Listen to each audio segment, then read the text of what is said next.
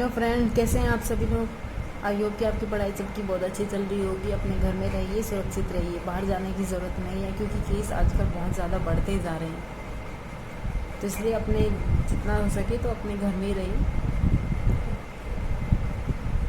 और 60 साल के जो इंसान हैं और जो बच्चे हैं उनको बोलिए कि वो घर से बिल्कुल भी बाहर ना निकलने दें उनको।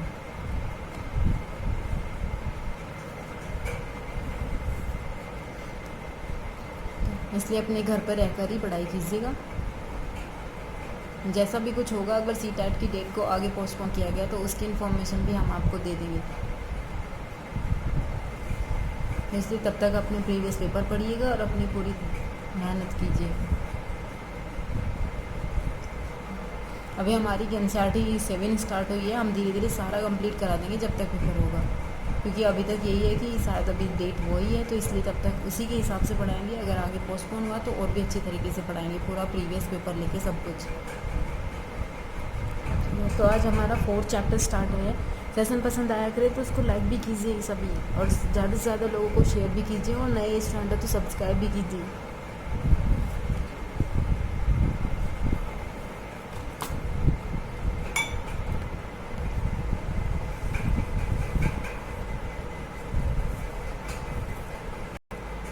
ठीक है, तो हमारा आज का चैप्टर क्या है? वायु।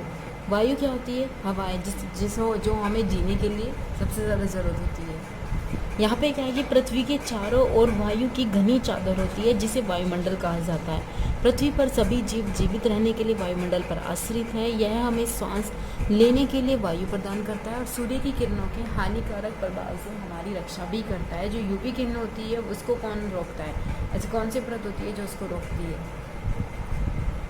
ये आप लोग बताइएगा। यदि सुरक्षा की यह चादर न हो तो हम दिन के समय सूर्य की गर्मी से तप्त होकर जल सकते हैं और रात के समय ठंड से जम सकते हैं। अतः इसी वायु राशि ने पृथ्वी के तापमान को रहने योग्य बनाया है। तो इसलिए इन चैप्टर को बहुत ध्यान से पढ़िए, और एक एक जो इसमें दिया गया है, जैसे वायु का संगठन क्या होता है, क्या होती है, इसकी परत क्या होती है, ये भी हम इसमें ही पढ़ाएंगे सारा।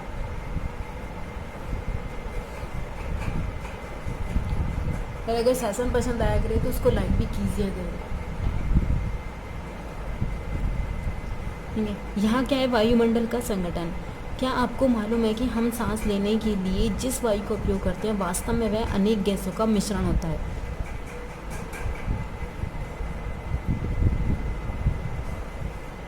जैसे नाइट्रोजन, ऑक्सीजन, ऐसी ही दो गैसें हैं जो वायुमंडल में बड़ी मात्रा में मौजूद है। Carbon dioxide, helium, ozone, argon, hydrogen कम मात्रा में पाई जाती है। इन गैसों के अतिरिक्त धूल के छोटे छोटे कण भी हवा में मौजूद होते हैं।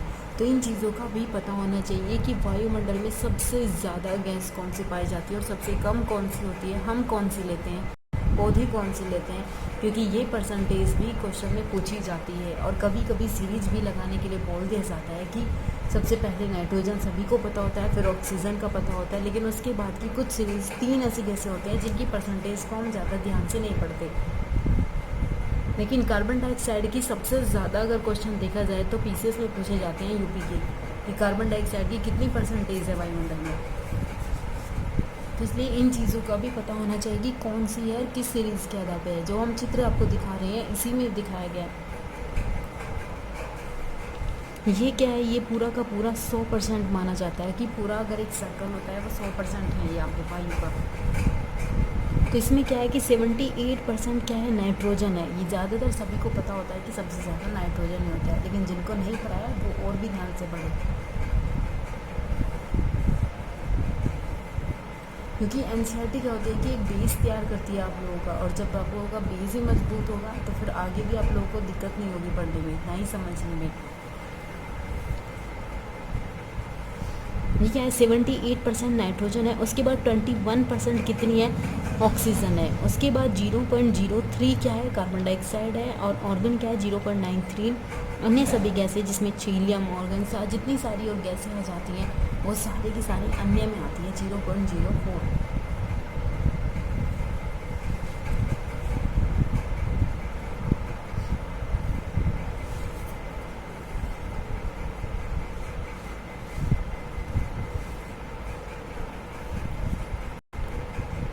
वायु में सर्वाधिक पाई जाने वाली गैस कौन सी होती है? नाइट्रोजन होती है। कितनी बताई अभी? 78% बताई। जब हम सांस लेते हैं तो फेफड़ों में कुछ नाइट्रोजन भी चली जाती है, सांस छोड़ते समय में बाहर निकल जाती है। परंतु पौधों को अपने जीवन के लिए नाइट्रोजन की आवश्यकता होती है, वे सीधे वायु में मौजूद नाइट्रोजन का उपयोग नहीं कर सकते। मृदा तथा कुछ पौधों की जड़ों के विषाणु में नाइट्रोजन इसका प्रयोग करते हैं। पौधों की जड़ों में रहने वाले जीवाणु वायु से नाइट्रोजन लेकर इसका रूप परिवर्तित कर देते हैं, जिससे पौधे इसका प्रयोग कर सकें।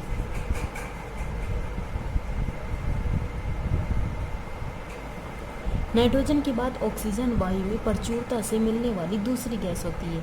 मनुष्य और पशु सांस लेने के लिए वायु में ऑक्सीजन प्राप्त करते हैं। वायु से हरे पादप पाउडर का संश्लेषण की क्रिया द्वारा ऑक्सीजन उत्पन्न करते हैं और इस प्रकार हरे पादप वायु में ऑक्सीजन की मात्रा को समान रखते हैं। वृक्षों को काटने से यह संतुलन बिगड़ जाता है। इसलिए बोला जाता है कि अगर हमें अपने एनवायरनमेंट को यानी कि पर्यावरण को संतुलित रखना है तो 33% वनों का होना बहुत ज़रूरी है, जिससे एक मानव का और पौधों का पूरा जो एनवायरनमेंट है वो एक संतुलन में रहता है।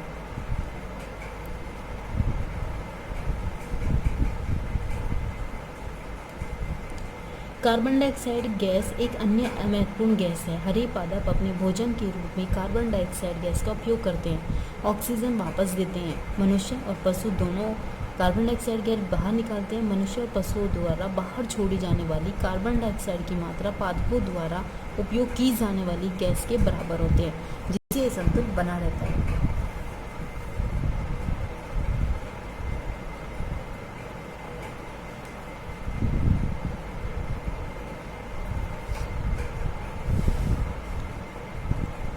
ये देखिए, ये कुछ एनसीईआरटी में इम्पोर्टेंट जो बेस होते हैं, कुछ अन्य जानकारियाँ होती है, वो हमेशा एक कॉलम में होती है, इसलिए इन कॉलम को भी मत छोड़िए अगर कोई अपनी बुक से पढ़ रहा है तो। कार्बन डाइऑक्साइड गैस वायुमंडल में फैलकर पृथ्वी से विकिरित ऊष्मा को पृथ्वी पर ही रोक देती है, ग्रीन हाउस गैस पैदा करती है और इसलिए इसे ग्रीन हाउस गैस कहा जाता है। अगर पूछ लिया कि कार्बन डाइऑक्साइड गैस क्या है, ये ग्रीन हाउस गैस है। जी हाँ, वो एक ग्रीन हाउस गैस है। इसके अभाव में धरती इतनी ठंडी हो जाती है कि इस पर रहना असंभव होता है, किंतु जब कारखाने और कार के धुएं से वायुमंडल में इसका स्तर बढ़ता है तब इस ऊष्मा के द्वारा पृथ्वी का तापमान बढ़ता है। इसे भूमंडलीय तापन या ग्लोबल वार्मिंग कहा जाता है, जिसके कारण बर्फ़ पिघलने लगती है, जो ग्लेशियर होते हैं वो पिघलने लगते हैं। उसके बाद जल का स्तर बढ़ जाता है, नदियाँ और इनका स्तर बढ़ने लगता है। इनका स्तर बढ़ेगा तो फिर समुद्र का स्तर बढ़ेगा, समुद्र का स्तर बढ़ेगा तो फिर क्या होगा, जो छोटे छोटे द्वीप होते हैं वो क्या करेंगे, डूबने स्टार्ट हो जाएंगे, कुछ पौधे लुप्त हो जाएंगे। तो इसलिए इन चीज़ों को या इस तरीके से पढ़ना चाहिए ताकि पूरा, अगर इसके बारे में भी अगर एक क्वेश्चन में बनाएगा तो 4 ऑप्शन में देता है।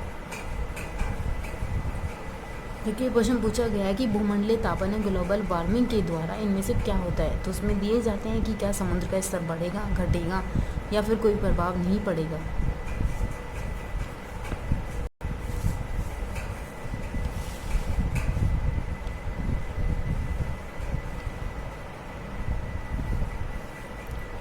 जब वायु गर्म होती है तो फैलती है और हल्की ऊपर उठती है। ठंडी वायु सघन भारी होती है तथा इसलिए इसे नीचे रहने की प्रवृत्ति होती है। गर्म वायु के ऊपर उठने पर आसपास के क्षेत्रों से ठंडी वायु रिक्त स्थान को भरने के लिए वहां आ जाती है। इस प्रकार वायु चक्र सदैव चलता रहता है।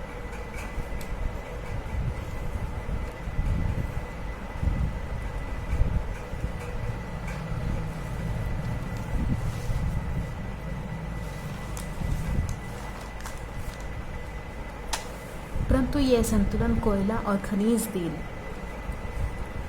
आदि ईंधन के जलाने को असंतुलित हो जाता है। वे वायुमंडल में परिवर्तन प्रति वर्ष करोड़ों टन कार्बन डाइऑक्साइड की बढ़ोतरी करते हैं। परिणाम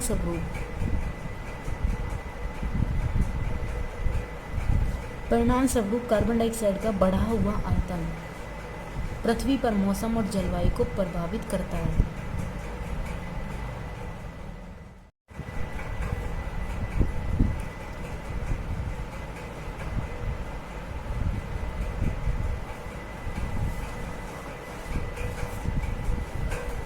अब हम यहाँ पे क्वेश्चन पढ़ेंगे। ये सुपर टेट का पूछा हुआ क्वेश्चन है। इसलिए ज़रूरी नहीं होता कि ये सिर्फ सी टेट ही क्वेश्चन पूछेगा, ये यूपी टेट भी क्वेश्चन पूछता है और वो भी सुपर टेट में पूछा हुआ क्वेश्चन है। इसलिए इनको याद रखना चाहिए कि कौन सी परत होती है, क्या होती है इसके लिए। वायुमंडल 5 परतों में विभाजित है जो पृथ्वी की सतह से आरंभ होती है। ये परतें क्या कहलाती है? सौरमंडल, सप्ताहमंडल, मध्यमंडल, बाह्यमंडल, वायुमंडल और बहिर्मंडल। इनके बारे में भी हम पूरे डिटेल के साथ पढ़ा रहे हैं। इसलिए अगर सेशन पसंद आता है तो लाइक भी कीजिएगा और सबको बोलिएगा कि वो सब्सक्राइब करें और शेयर करें।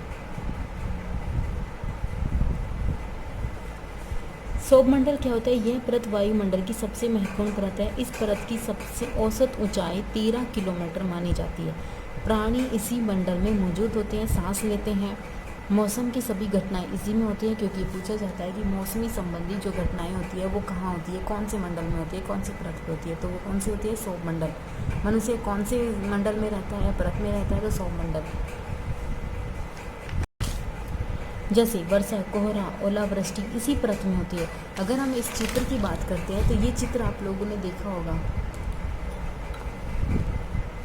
इसमें क्या होता है कि जो सबसे छोटी वाली इधर वाली जो परत दिखाई गई है ये सौरमंडल होता है, जिसमें माउंट एवरेस्ट और ये जो बादल होते हैं, वर्षा होती है, कोहरा होते हैं, मानव का निवास करता है, ये सब यहीं पे होते हैं। मौसमी संबंधी जितनी भी होते हैं सब यहीं पे ही होती है। ये 13 किलोमीटर तक मानी जाती है, सबसे निम्न की परत होती है।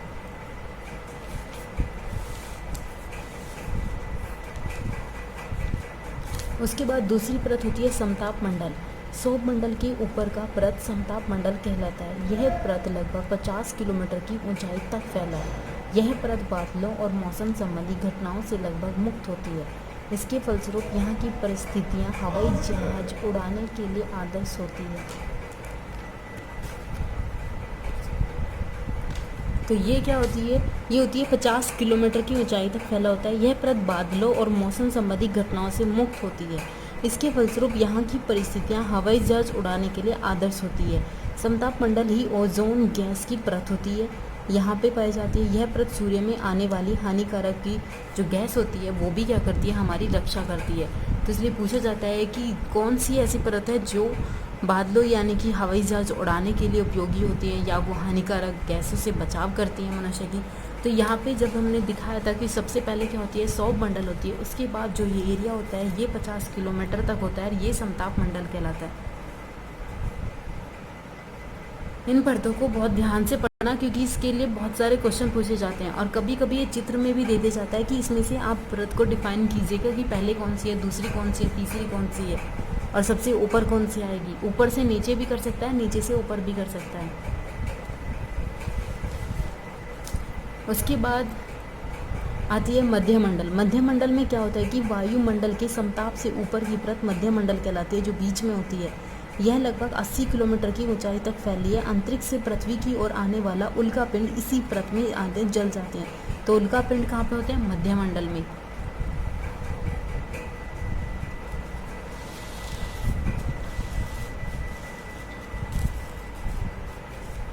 इसमें सिर्फ हम पांचों परत ही पढ़ाएंगे और कुछ नहीं।